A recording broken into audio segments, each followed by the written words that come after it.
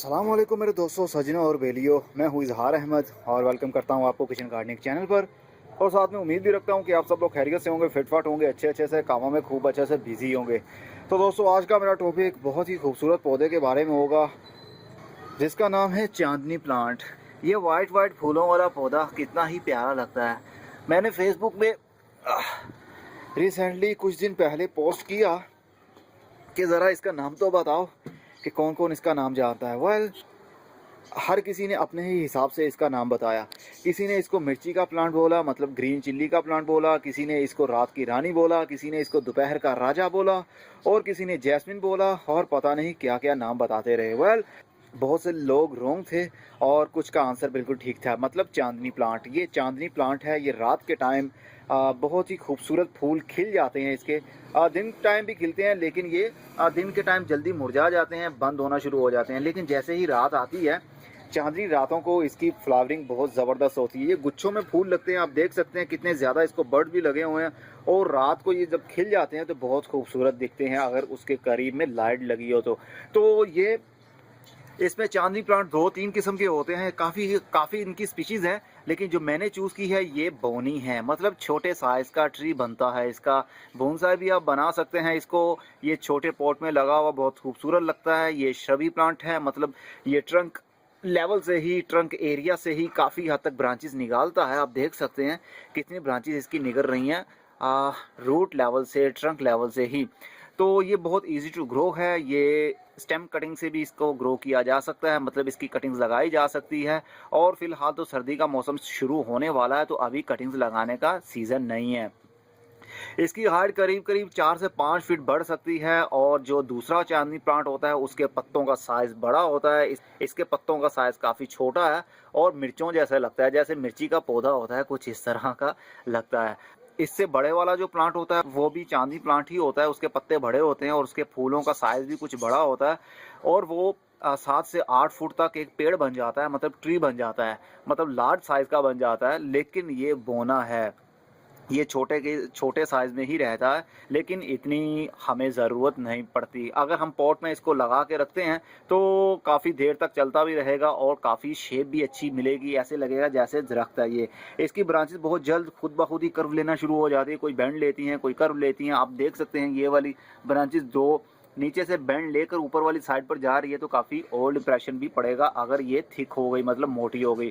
तो आज हम इसको करेंगे रीपोर्ट, और कुछ कटिंग्स भी मैं साथ में लगा दूंगा। मे भी कटिंग्स भी ग्रो हो जाएं, अगर ना भी हुई तो आपको पता चल जाएगा कटिंग्स लगानी कैसे हैं।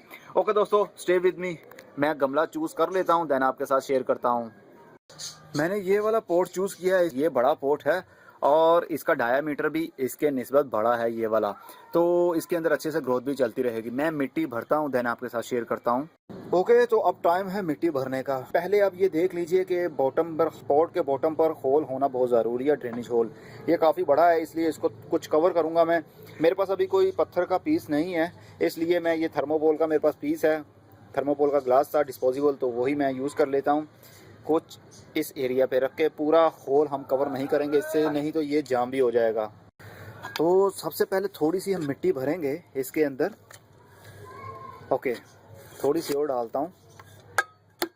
अब इसको हम थोड़ा सा पोट को हिट करेंगे इस टेबल के ऊपर, मतलब पटकेंगे इसको ताकि एयर पॉकेट्स ख़त्म हो जाएं।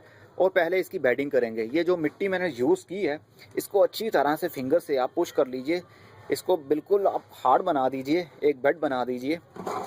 वो इसलिए कि जब हम दोबारा इसके अंदर मिट्टी भर के प्लांट को पानी देंगे तो वो फौरी का फौरी नीचे से ड्रेनेज होल से ड्रेन नहीं होगा। अक्सर आप लोगों की शिकायत यही होती है कि जैसे ही आप न्यू प्लांट लगाते हैं तो जब पानी देते हैं तो उसी टाइम एक साइड से वो पानी निकल के नीचे ड्रेनेज होल से ड्रेन हो जाता है।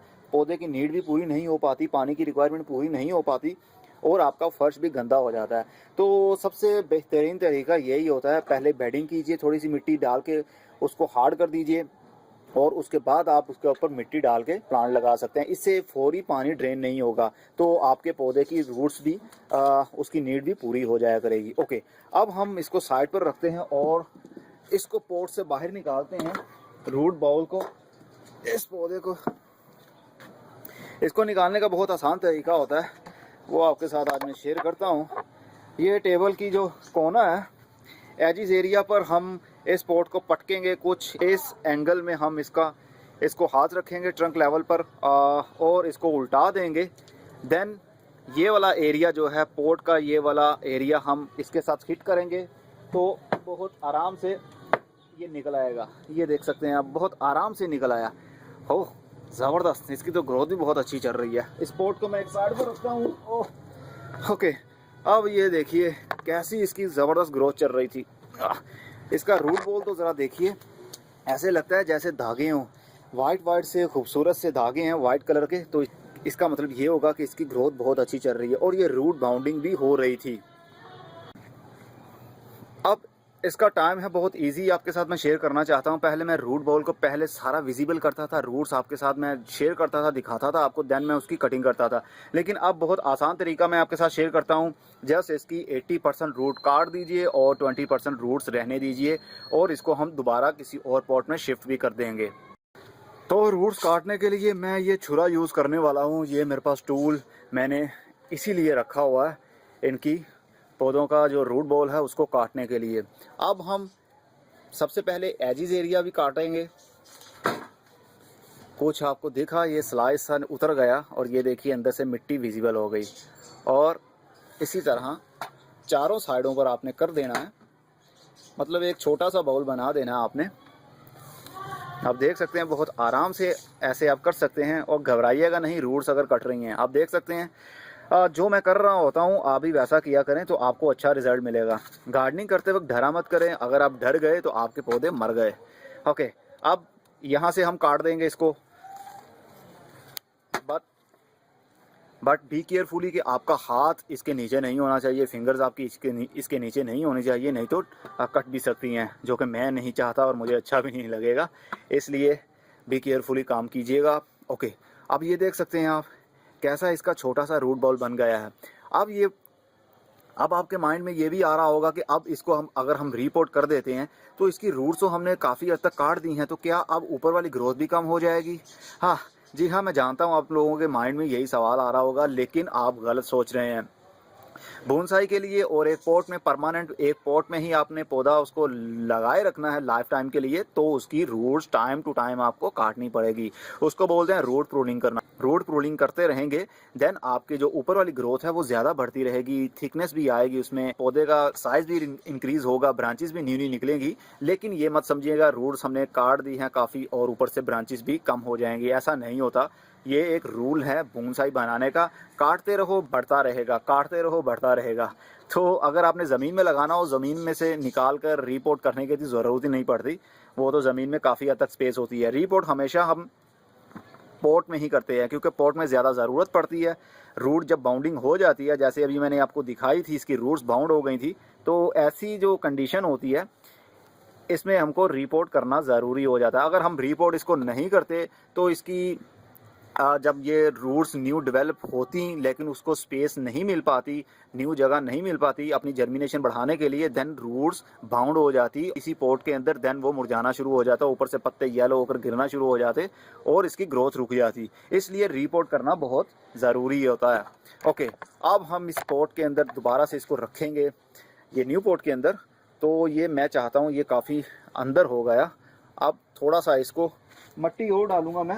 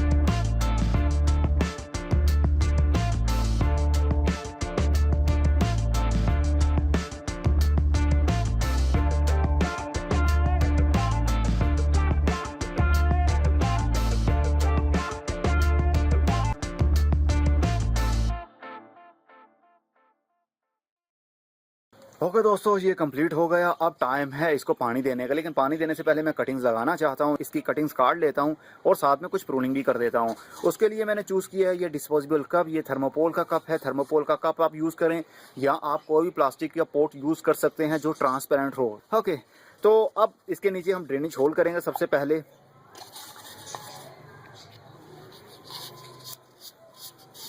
ओके, ये ड्रेनेज होल हो गया। अब इसके अंदर हम मिट्टी भरेंगे। यही मैं मिट्टी यूज़ करने वाला हूँ, बालू मिट्टी। ओके, मैंने मिट्टी भर ली है। 50% रेत और 50% चिकनी मिट्टी जो होती है उसको बालू मिट्टी बनाने के लिए हम यूज़ करते हैं। तो 50-50 का कॉम्बिनेशन मैंने इस ग्लास में डाल लिया है।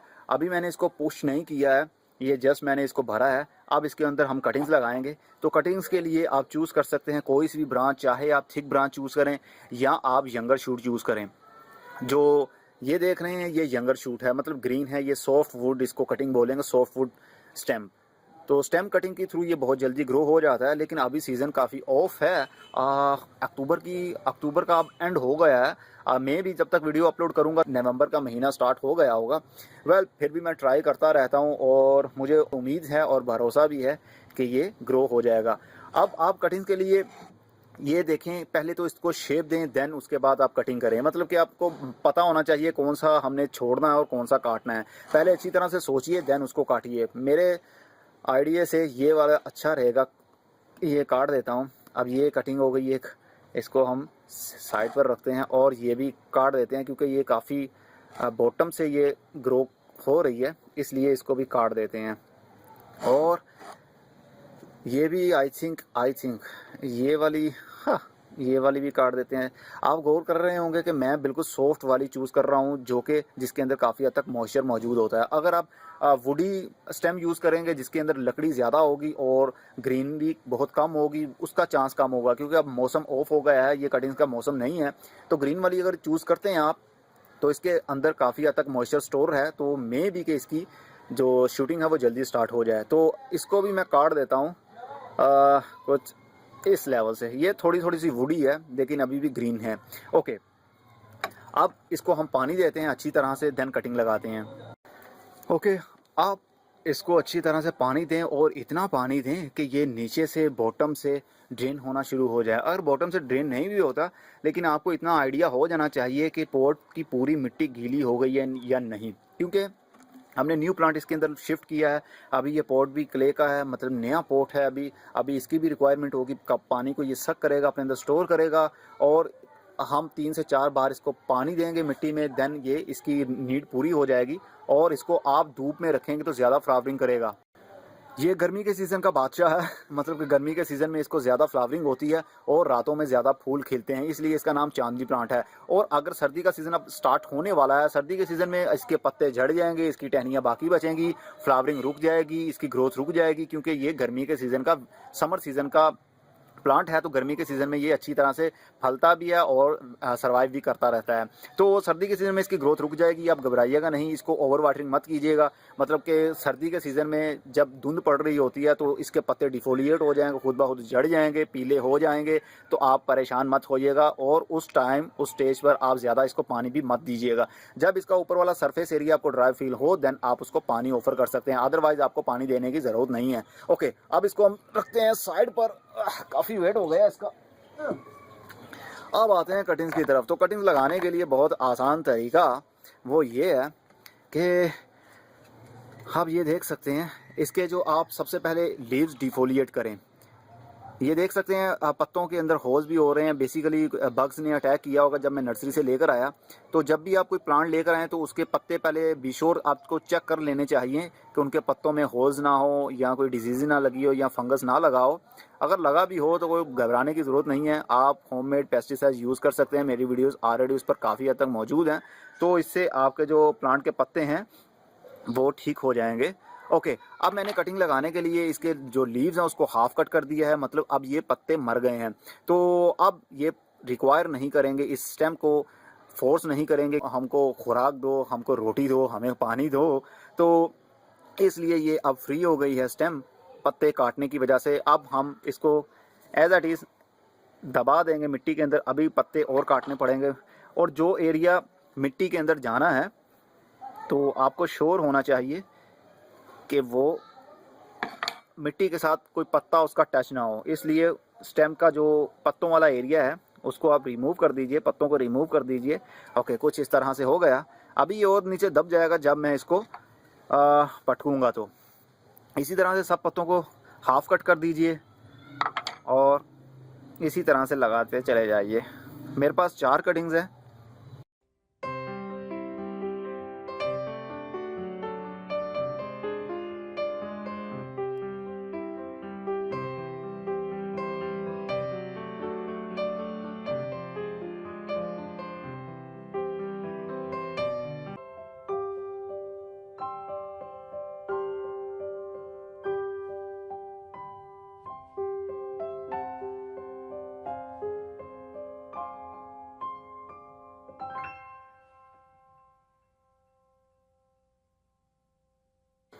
ओके दोस्तों, ये कंप्लीट हो गया है। अब इसको पानी की ज़रूरत है और पानी एक मरतबा हम अच्छी तरह से इसको पानी देंगे।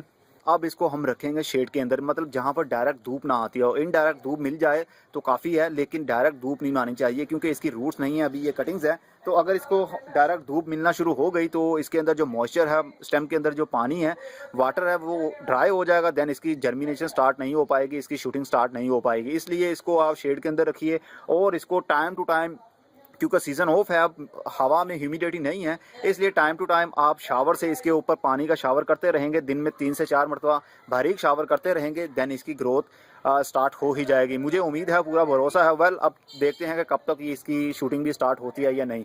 ओके दोस्तों, उम्मीद करता हूँ आपको खूब अच्छे से समझ लग गई होगी। अगली वीडियो में फिर किसी नई इन्फॉर्मेशन के साथ मिलेंगे। तब तक के लिए goodbye, see you and tata, और अपना बहुत सा ख्याल रखिएगा।